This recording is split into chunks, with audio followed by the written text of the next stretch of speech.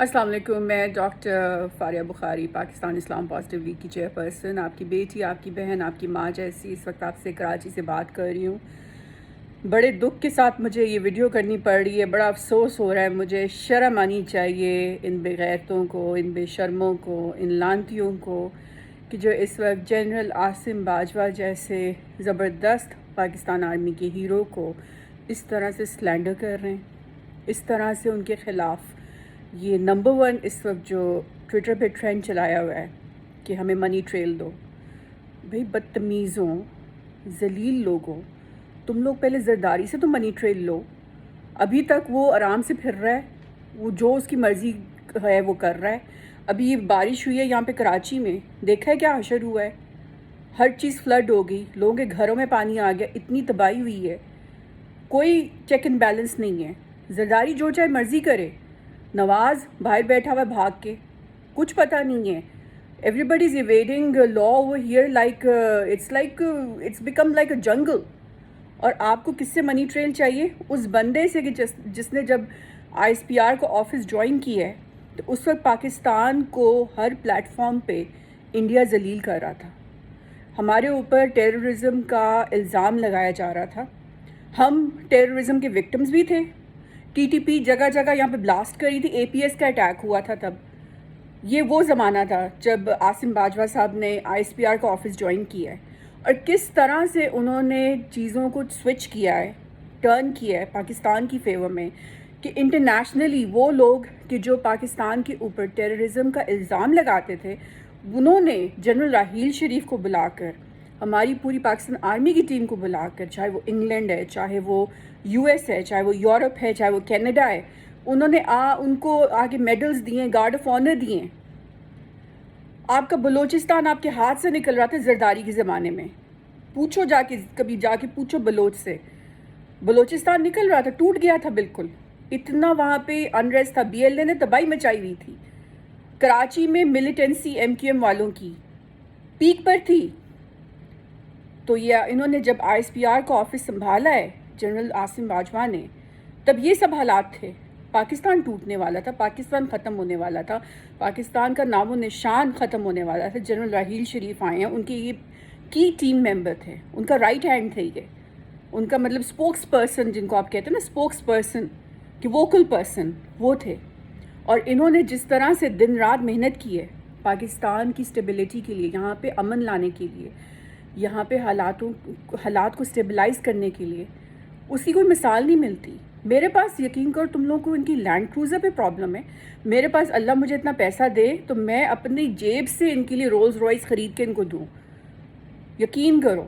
اگر ابھی بھی کوئی باغیرت اور باشرم پاکستانی ہے اور جس کے پاس اتنا پیسہ ہے، جس کو اللہ نے اتنا دیا ہے، تو میں آپ سے پلیز، میری درخواست ہے اس قوم کی بیٹی سے کہ آج اسی وقت رولز رائس خریدو یا مرسیڈیز خریدو اور ان کو گفٹ کرو. تم لوگوں کو ان کی لینڈ کروزر پہ پرابلم ہے؟ کوئی حال ہے تم لوگوں کا؟ زرداری جو چاہے مرضی کرتا پھرے. شرجیل میمن صاحب شراب پی رہے ہیں شہد بتا کر، کوئی بات نہیں ہے. منی لانڈرنگ پہ ایان علی پتہ نہیں کہاں چلے گی، کدھر گئی، کہاں سے آئی، کیا ہوا، کچھ پتہ نہیں ہے. یہ شہباز شریف کیا وہ جو 14 خون معاف ہو گئے، مریم نواز کے کیسز دھل گئے، نواز شریف باہر بیٹھا ہوا ہے. آپ کو فکر ہے تو صرف ہے آپ کو جنرل عاصم باجوہ کی. اگر وہ کرپٹ ہوتا بندہ 1% بھی، تو آج میں آپ کو لکھ کے دے رہی ہوں پاکستان کا نام و نشان نہیں ہوتا. پاکستان دنیا کے نقشے سے مٹ چکا ہوتا، بیکاز ان کے پاس جتنی پاور تھی، اللہ نے جتنی ان کو پاور دی تھی اپنے عہدے پر، وہ کچھ بھی کر سکتے تھے. جتنا وہ کرپٹ آپ کہہ رہے ہو کہ بندہ بہت کرپٹ تھا، اس نے یہ کیا، دیکھو دیکھو منی ٹریل دیکھو. تم لوگ پہلے مجھے اپنی تو منی ٹریل دو نا. پہلے تم مجھے یہ تو ثابت کرو، اپنا تم پروف آف لائلٹی دو کہ تم لوگ را کے ساتھ بھی ملے ہوئے ہیں. نواز کے جو کارخانے ہیں وہ انڈیا میں تھے، اس کی سارے کے سارے جو میوچل بزنس انٹرسٹ تھے وہ انڈیا کے ساتھ ملتے تھے. یہی وجہ ہے کہ یونائٹڈ نیشنز جنرل اسمبلی میں کشمیر کا کوئی ذکر نہیں ہوتا تھا. اگر ہوتا تھا تو اس کو عملاً کوئی عملی جامہ نہیں پہنایا جاتا تھا. مودی مودی ہو رہا ہوتا تھا. مودی صاحب ان کی شادیوں پہ آ جاتے تھے، مودی صاحب ان کی برتھ ڈیز وش کر رہے ہوتے تھے. بیمار ہو جاتے تھے، ان کا بائی پاس ہونا ہوتا تھا تو مودی کی ڈائریکٹ کال جاتی تھی. اب یہ سب ہو نہیں رہا تو آپ کو اب عاصم باجوہ کے اوپر بتایا جا رہا ہے کہ general Asim Bajwa is the problem. Nawaz is not the problem کہ جس نے 3 دفعہ پرائم منسٹر بنا ہے، اقامے پہ بیٹھا ہوا تھا، وہ اس کا اقامہ کسی کو نظر نہیں آ رہا کہ جو اقامے پہ بیٹھ کے حکومت کرتا رہا یہاں پر پاکستان میں، 3 دفعہ پرائم منسٹر بنا ہے۔ منی لانڈرنگ کے لیے اس نے بھی اقامہ کھولا، اس کا یہ احسن اقبال ہے، اس نے بھی اقامہ کھولا۔ پھر یہ جو سارے جو کی آپ کے جو ٹاپ کے یہ جو نون لیگ کے لیڈرز ہیں، ان سب کے اقامے تھے۔ زرداری کی حرکتیں وہ سب کے سامنے، بچہ بچہ جانتا ہے، سندھ کا بچہ بچہ روتا ہے۔ عزیز میمن کے قاتلوں کا آج تک سراغ نہیں مل سکا۔ عزیز میمن جرنلسٹ جو ہے، جو کہ پاکستان پیپلز پارٹی کی کرپشن کو ایکسپوز کر رہا تھا، اس کو شہید کر دیا گیا۔ اس کے ابھی تک کوئی نہ حساب ہے، نہ کتاب ہے، نہ کوئی چیک ہے، نہ بیلنس ہے۔ آپ کی جو انٹرنیشنل جرنلسٹ کی پروٹیکشن کے لیے ایجنسیز ہیں، وہ بار بار کہہ چکی ہیں کہ اس کے قاتلوں کا حساب لو، ان کو پکڑو، ان کا سراغ لگاؤ۔ اور یہ جو سو کالڈ ڈیموکریٹک لیڈرز بنتے پھر رہے نا، یہ شیری رحمان اور یہ بلاول بھٹو، بھی تم لوگ پہلے عزیز میمن کے قاتل کو تو پکڑو، جو اس کو تمہارے فیوڈل لینڈ لارڈ نے مروایا ہے، جس کو تم پروٹیکٹ کرتے پھر رہے ہو۔ آئے بڑے تم لوگ جمہوریت کے علم بردار، آئے بڑے تم لوگ کی جمہوریت نکلی ہے ایوب خان کی گود سے۔ کہاں سے تم لوگ جمہوری ہو گئے ہو؟ یہ جو بھٹو تھا تم لوگوں کا، تمہارا جو نانا تھا بلاول، یہ کہاں سے نکلا ہے؟ یہ ایوب خان کی گود سے نکلا ہے۔ تو جمہوری تم لوگ کہاں سے ہو گئے ہو؟ سیم تھنگ فار نواز۔ مریم تم کہاں سے جمہوری ہو گئی ہو؟ نواز جو ہے یہ ضیاء الحق کی گود سے نکلا ہے۔ تم لوگ میں 1% بھی جمہوریت نہیں ہے۔ باپ کا بیٹا، بیٹے کا بیٹا، بیٹے کا نانا، بیٹے کا فلانا ٹمکانا، پتہ نہیں کیا کیا، یہ تو تم لوگوں نے فیملی بزنس بنایا ہوا ہے، اور پاکستان کو لوٹ مار کے تم لوگ کھا گئے ہو، اور اب تم لوگ اپنی اولادیں مزید ہمارے پر مسلط کرنا چاہتے ہو۔ لیکن اب یہ وہ پاکستان نہیں رہا ہے، اب یہاں پہ ہر کسی کا حساب ہوگا۔ اور اب ہم اتنے بیوقوف نہیں رہیں کہ ہم تمہاری بکواس سنیں اور ہم تمہیں یہ بکواس کرنے دیں۔ اگر تم نے خبردار، اگر تم نے ہمارے کسی ہیرو کے خلاف کوئی سلینڈرنگ کی، یا کوئی تم نے ان کے خلاف اس طرح کی بات کی یا اس طرح کا ٹرینڈ چلایا، تو تمہیں ہمارے جیسے لوگوں کے تھرو گزرنا پڑے گا، کیونکہ ہم کھڑے ہیں ان کی پروٹیکشن کے لیے۔ ہمیں پتہ ہے کہ کیا حالات تھے یہاں پہ پاکستان میں، کس طرح سے جگہ جگہ بلاسٹ ہو رہے تھے، اور کس طرح سے ان لوگوں نے انتھک محنت کر کے ایک ایسا سسٹم ڈیولپ کیا، امپلیمنٹ کیا، کہ پاکستان نے 99.99% ٹیررزم کو ایلیمنیٹ کیا، پاکستان کے سوئل سے انڈیا کی پراکسی وار کو ڈیفیٹ کیا۔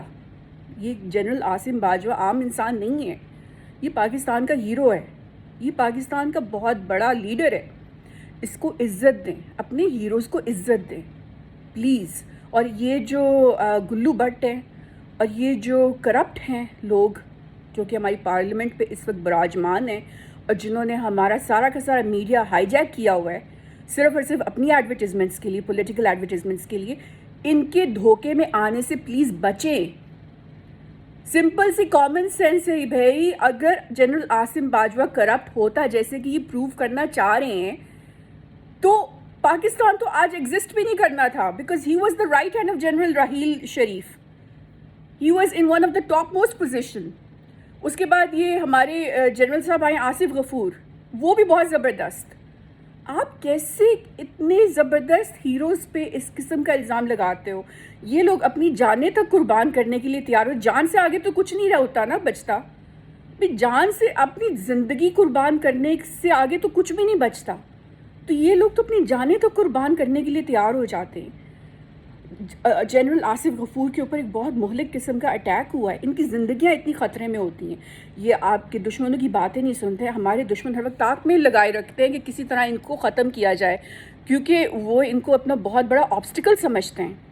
اب یہ جو مائنڈ پروگرامنگ ہو رہی ہے میسز کی through these false and fake trolled Twitter trends, یہ پاکستان کی نیشنل سیکیورٹی کے لیے بہت ڈینجرس ہے، یہ ہمارے ملک کی ساورینٹی کے لیے بہت ڈینجرس چیز ہے۔ یہ 5th جنریشن وارفیئر ہے جو کہ انڈیا کے چلایا ہوا ہے، کیونکہ وہ اس وقت لداخ میں جنگ ہار رہا ہے۔ انڈیا پوری طرح سے لداخ میں جنگ ہار رہا ہے۔ پاکستان کی الحمدللہ جیت ہوگی، ہم سری نگر فتح کریں گے انشاءاللہ، مجھے پوری امید ہے۔ لیکن یہ اس وقت کوشش کریں کہ کسی طرح سے پاکستان کی عوام پر پاکستان آرمی کا جو ہمارا اعتماد ہے پاکستان آرمی کے اوپر، وہ سارا اعتماد ختم ہو جائے اور یہ 5th جنریشن وارفیئر جیت جائیں، اور یہ جو نواز شریف اور اس کی ساری فیملی، اور یہ جو زرداری اور اس کی ساری فیملی، فریال تالپور اور یہ بلاول بھٹو، یہ سب ملے ہوئے ہیں، یہ سب انڈیا کے ساتھ ملے ہوئے ہیں، یہ سب ہمارے دشمنوں کے ساتھ ملے ہوئے ہیں. یہ نہیں چاہتے کہ پاکستان ترقی کرے، یہ نہیں چاہتے کہ پاکستان پراسپرس ہو. ابھی یہ دوسرا ایشو جو انہوں نے سٹارٹ کیا ہوا ہے ڈیول نیشنلز کا، میری بات سنو، میری ذرا بات سنو. قائد اعظم محمد علی جناح بھی ڈیول نیشنل تھے. انہوں نے پاکستان جب بنایا ہے اس سے پہلے وہ کیا تھے مجھے بتاؤ نا، کہاں تھے وہ؟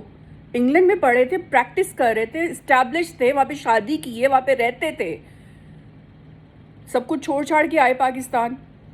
یہ اس ایریا میں سب کانٹیننٹ میں آئے، جب دیکھا کہ تحریک چل رہی ہے اور ان کو ضرورت ہے، مسلمانوں کو ان کی ضرورت ہے، آئے یہاں پہ پاکستان بنایا. ڈاکٹر عبد القدیر خان کہاں تھے؟ باہر تھے، یورپ میں تھے، اسٹڈی کیا، وہاں پہ اچھی جاب تھی، سارا کچھ تھا. جب ریئلائز کیا کہ ہاں بھئی سب نے بنا لیا بومب، انڈیا نے بھی بنا لیا، تو میرا ملک کیوں نہیں بنا رہا؟ تو بہت خطرہ ہے. آگے واپس آئے، سب کچھ چھوڑا، آئے یہاں پہ آ کے کام کیا. تو اب میں یہ کہہ رہی ہوں کہ جی شاہد خان ہے، پاکستانی بورن، ہمارا لاہور کا بندہ ہے، اور وہ یو ایس گیا ہے، اور اس نے ابھی وہ فوربس کے مطلب ٹاپ موسٹ ریچسٹ پیپل میں آتا ہے. اس کی اپنی NFL کی وہ پوری ایک ٹیم ہے.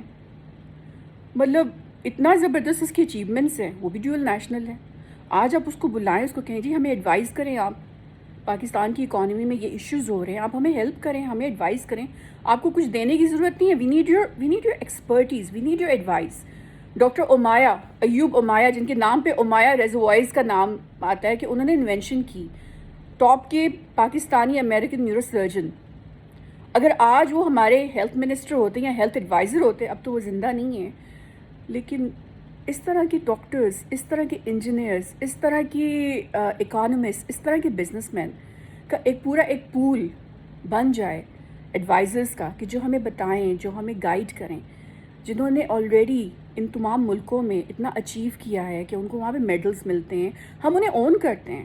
آپ جب بھی ہمارے کسی پاکستان بورن یا پاکستان اوریجنیٹڈ فورن نیشنل کو کوئی بھی ایوارڈ ملتا ہے، تو آپ تو سب سے پہلے چھلانگے مار رہے ہوتے ہو، پورا میڈیا چھلانگے مار رہا ہوتا ہے.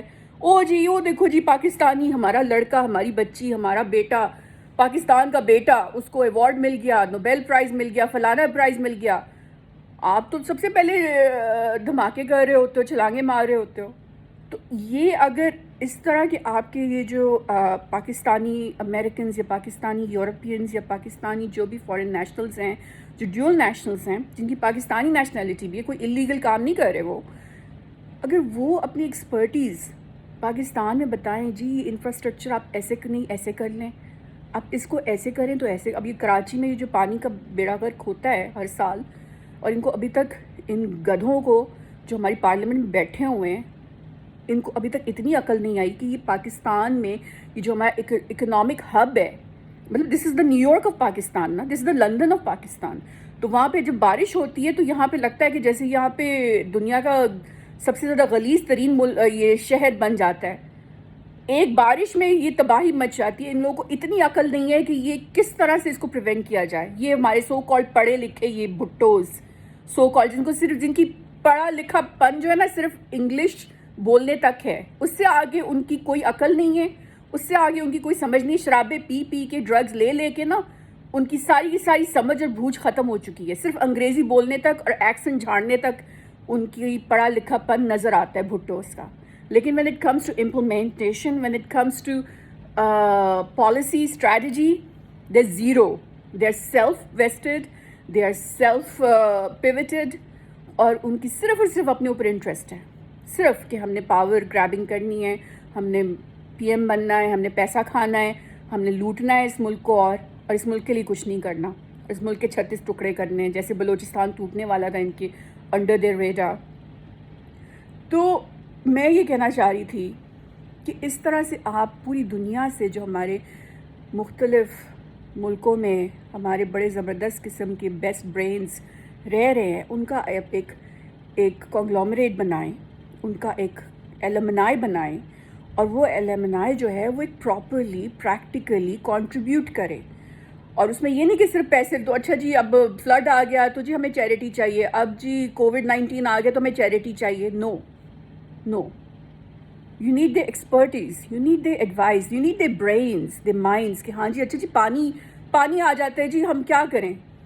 انجینئرز بیٹھے ہوئے ہیں، اتنے زبردست قسم کے انجینئرز بیٹھے ہوئے ہیں، ان سے پوچھو جی سر جی کیا کریں ہمیں بتائیں، وہ آپ کو بتائیں گے کہ کیا کرنا ہے کیا نہیں کرنا ہے، ایسے کریں ویسے کریں.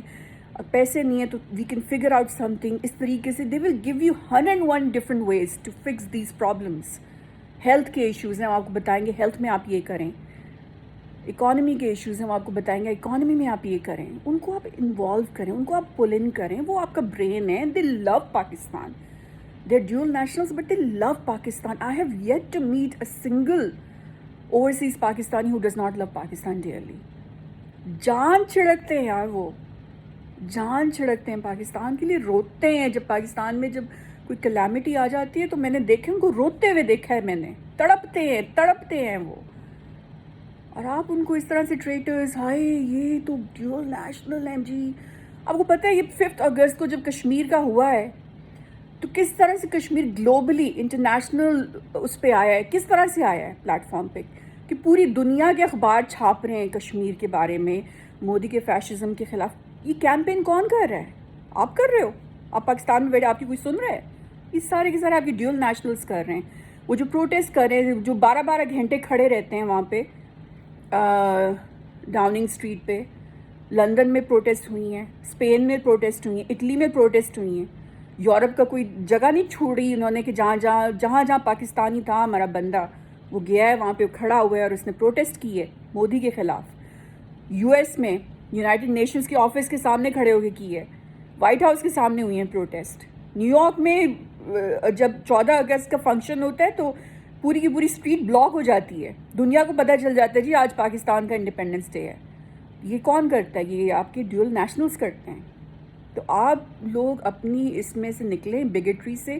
یہ صرف اور صرف اپوزیشن کا ایک بہت ہی لیم قسم کا پولیٹیکل ٹرک ہے جو کہ جس میں یہ ڈیول نیشنلز کو لے کر آ رہے ہیں. ڈیول نیشنلز ہمارا ایسٹ ہیں اور پاکستان کی پراسپیرٹی میں ان کا ایک بہت بڑا رول بن سکتا ہے اگر ان کو صحیح طرح سے آپ یوٹیلائز کریں ان کی سروسز کو.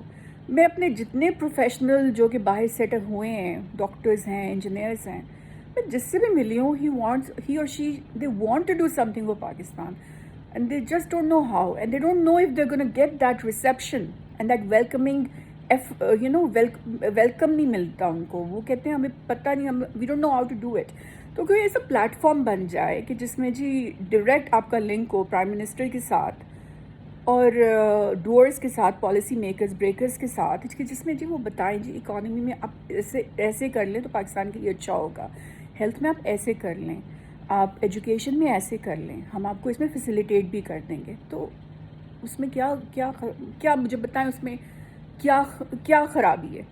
یہ جو ٹریٹرز جو کہ جنرل عاصم باجوہ جیسے ہمارے زبردست قسم کے ہیرو کے اوپر الزام لگا رہے ہیں، اس کو پتہ نہیں کیا کیا ان کو کہہ رہے ہیں. آپ ان ٹریٹرز کی باتوں میں کیوں آ رہے ہو؟